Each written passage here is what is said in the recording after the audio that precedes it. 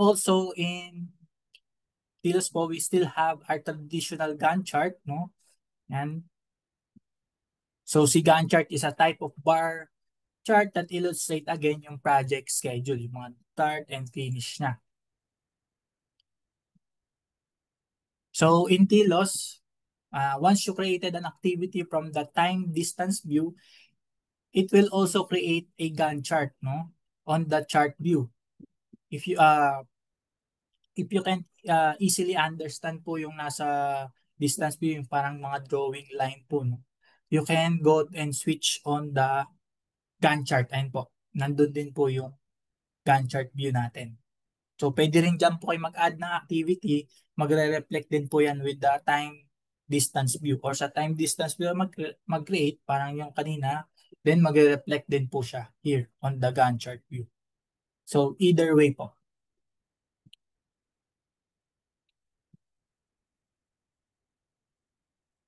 And lastly po, we have yung claim management. So this one is the sabi na most special feature po ni Telos. So the claim management is a tool to resolve unforeseen situation that comes up during a project. So it is a typical particularly important at the start and the end of our project. Ano po ba yung claim management na sinasabi natin? So for example here, we have a project po, no? We have a project, a 2,000-meter project, and we need to excavate a 500,000 cubic meter, no? For our project. Ayun yung gagawin natin. And if we're going to initially plan it on our scheduling tool, for example, ayan, andito yung project location natin. Nakita nyo, parang medyo uphill siya, no? Kaya medyo maraming kailangang i-excavate. And we'll be going to start on location 0, no? So makikita natin sa nag-start yung mga activity compare with the other solutions po, no? Kasi doon pwede tayong mag-start anywhere. Dito makita nyo kung nag-start siya on that certain points or station, makikita natin. So nag-start tayo ng March 15 and our initial schedule po ended sa 2,000 meters on April 30th. April 30. And yung total duration for this project would be 46 days. So, ayun po yung initial plan natin. No? And to achieve this one, we need to have a productivity rate for 21 meter day per day and a 10,870 cubic meter per day yung ma-excavate natin. So, dapat ayun po yung productivity to reach our goal. No? But after, yan po, no? So, ongoing na, biglang unforeseen na to eh. Ano na po tayo, no? Nasa execution. So, after investigating, we identify na for our project, meron siyang certain type of soil. Iba-iba po yung naging type of soil, no? Along our project po, no? Meron tayong zone 1, which is 21 meter per day. So, achieve po yung ano natin, no? Average. Sa zone 2, we have 20 meters. So medyo na less, no? And for zone 3, yan, medyo, yan, hindi lang medyo, na less po talaga ng almost half.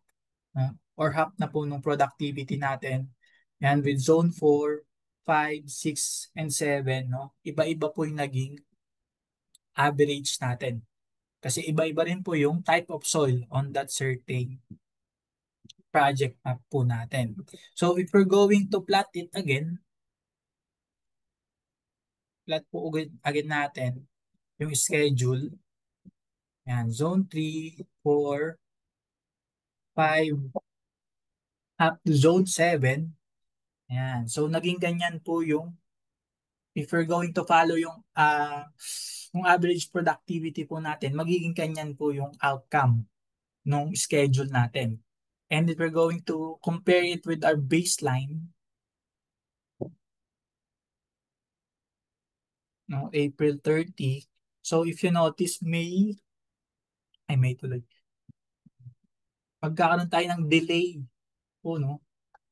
Ayan, ayan, 21 days based on the productivity we computed. Ayan yung bigla natin ma-identify on the execution na po, no? For example.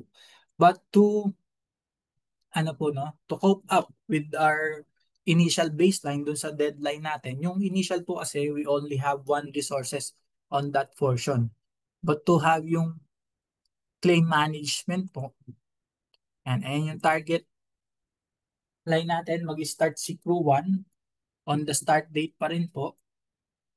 Ayan. And we need to add more resources po. Ayan, si crew 2, no, na mag-start din at the middle of zone 3. No? Nag-start na si zone 3. No? Sa gitna niya, bigla na tayong mag-add ng another resources to start na si zone 6. No? So, ang work niya is to excavate zone 6 and zone 7 para we can still reach yung and po, no, yung deadline natin. So with the use of that information, we can immediately plan out a response action for that delay, no, yung mga upcoming delay na. So ayun po yung other use or yung function ni TLOS. You can calculate it using the productivity. So nandun po sa application, if you have the information, no, yung work rate, yung ano natin, yung units, yung quantity po, no. So kaya niyang i-calculate kung ilan yung duration, ilan ba yung work rate, ilan yung ano po, yung quantity, no. May auto calculation po siya doon, no? Kung meron kayo yung mga factor na yun, three factor po na yun, or any of the two, no. Yung sa 3 po, kahit dalawa po doon meron kayong information, i can calculate yung kailangan nyo pong makuha. So, ayun yung difference niya with other solution. Kasi sa Primavera, Asta Power Project, MSP, manually po natin tayo nagbibigay ng duration, no, with other. Pero here po, kung may productivity tayo, rate ng mga resources natin, it this application can automatically calculate the duration of your activity.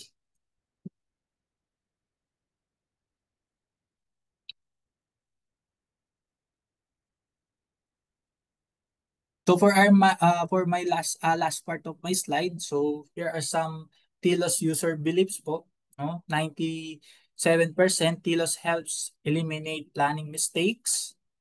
87% TLOS help to optimize allocation resource and increase efficiency of the resources. 86% TLOS help decrease cost of a project. So if you notice naman po dun sa claim management natin, no, mas na-less natin yung project cost natin. Kasi if we'll follow still yung initial plan natin and na-identify natin, no, na ganun pala may delay tayo, mostly other projects po, no, pag may mga delay with the certain phases of your construction po, no, di ba may kakibat na yun na cost po, no. Now with that one, syempre mas pipiliin ko na lang mag-add ng resources kaysa magbayad ako ng delay po, no. Mas malilas ko yung damage ko with my budget, no? Also, 93% TLOS increase probability to achieve higher project planning and control performance. 85% naman po, TLOS is not just scheduling software, and it can also help integrate the strategical information in the same platform, and also 80% po, TLOS effectively improve reliability of planning in project po. Yan, yung platform po kasi yan, strategic, yung kanina yung mga chart po, no, yung resources, yung mga cash flow po, ayan. Doon po pasok yung integration ng strategic and also yung kanina sa claim na pag-strategize tayo na mag-add para we can still more on ano po, cope up with the deadline or ano natin, deadline po ng project, and also yan, project control and performance. Nakikita rin po natin, na-capture niya po yun. No? And that's ended po my presentation for this afternoon.